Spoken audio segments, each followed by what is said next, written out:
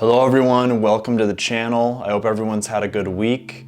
Today we're going to be going over firefighter health and fitness. In today's topics, I'll be going over how to prepare for a fire academy and what to expect on the job as a firefighter with health and fitness. We'll be going over nutrition. I'm also going to be going over the health risks associated with firefighting and how to prevent those the best we can. And lastly, I'm going to be going over mental health. I want everyone to remember what I speak on today prioritizes longevity and injury prevention, not only in the fire department, but in your personal life. Starting with prepping for an academy, you're going to want to start focusing on 4 different aspects of your fitness. This includes your cardiovascular fitness, it includes your muscular endurance, and it includes muscular strength, and it also includes mobility and flexibility. If you are trying to increase your cardiovascular endurance, some activities that I recommend include running, burpees, stair climbs, and high intensity interval training.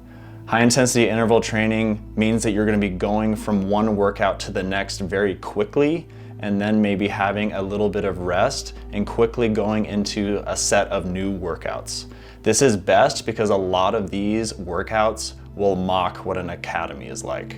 There are so many different variations you can do in a workout, but specifically for interval training, just to list a few workouts, I would focus on doing the assault bike, the rowing machine, sit-ups, push-ups, and kettlebell swings. These are just to list a few, but go and explore different workouts you can do with your interval training. If you're looking to increase your strength, some good workouts to start with are compound workouts like the deadlift, squats, presses, and rows.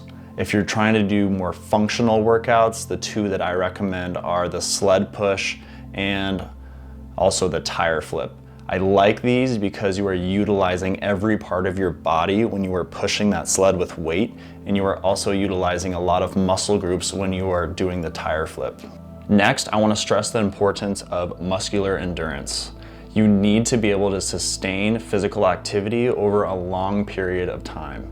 This includes pulling a hose line into a structure fire or carrying different equipment and gear on scene. One way that you're going to increase your muscular endurance is by adding more reps to your workouts. Whether that's the circuit training or your compound lifts, don't max out the weight, but start at a safe middle ground where you can gradually work up and test your limits. Next, it's so important to have mobility and flexibility because this is going to be what prevents you from getting injured, and it's also going to increase your agility. It's important to get into a routine of doing a dynamic warm-up before each workout. This is good practice because it's getting your hips ready for the workout, it's getting your back ready, it's getting your shoulders ready. Whatever area that you're going to work out, I would focus on warming up those areas. Before my workouts, I like to do some light stretching and a dynamic warm-up. After my workout, I do more stretching. During my off days, I like to do a lot more stretching before I go to bed. Some people do yoga. It's important to find something that works for you, but have some type of activity that you do on your off days as well that helps with your agility and also helps with your flexibility. Before my workouts, I do some sort of dynamic warm-up with some light stretching. After my workouts, I do more stretching. If you're preparing for an academy, I would be stretching nightly. Once you are in the academy, I would continue to stretch every night.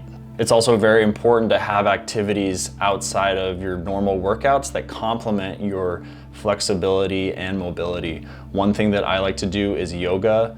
You can mess around with different types of yoga, hot yoga, vinyasa, and this is something that I got into and I found is very beneficial being in the fire service. Going into nutrition, I want to stress that this is one of the most important aspects.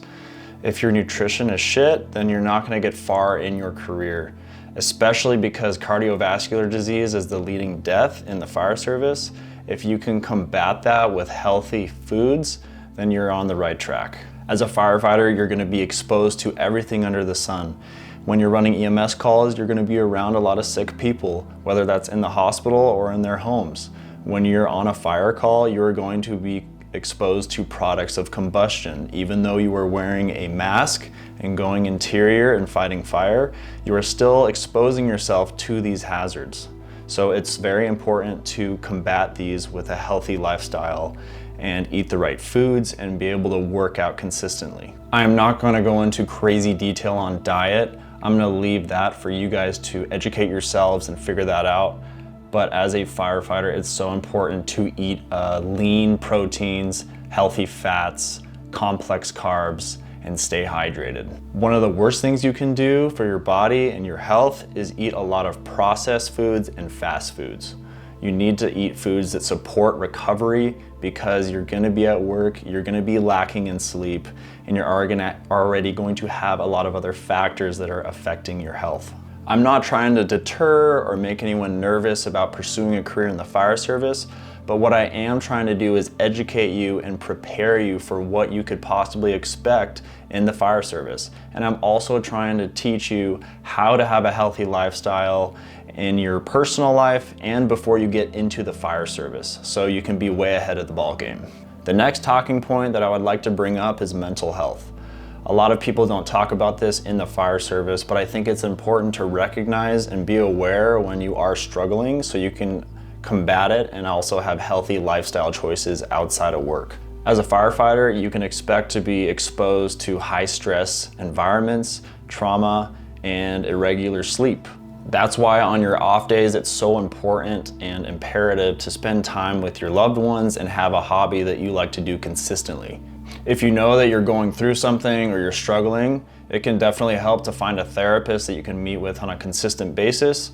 Other than that, just hang out with your good friends and express what's going on. All right, ladies and gentlemen, thank you for watching today. We went over a lot of good info.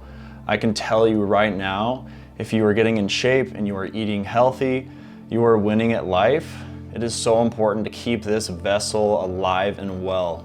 Not only that, but it's rewarding knowing you're gonna wake up, you're gonna go get a workout, you're gonna push your limits, and you're gonna continue to get more disciplined because this job requires it. Some of these lifestyle changes are going to be hard in the beginning, but I promise you it's going to be so rewarding in the future, knowing that you have a job that you can give back to others and work in a team environment. All right, everyone, that's all I got for the video today. Thank you for watching, and I'll see you in the next one.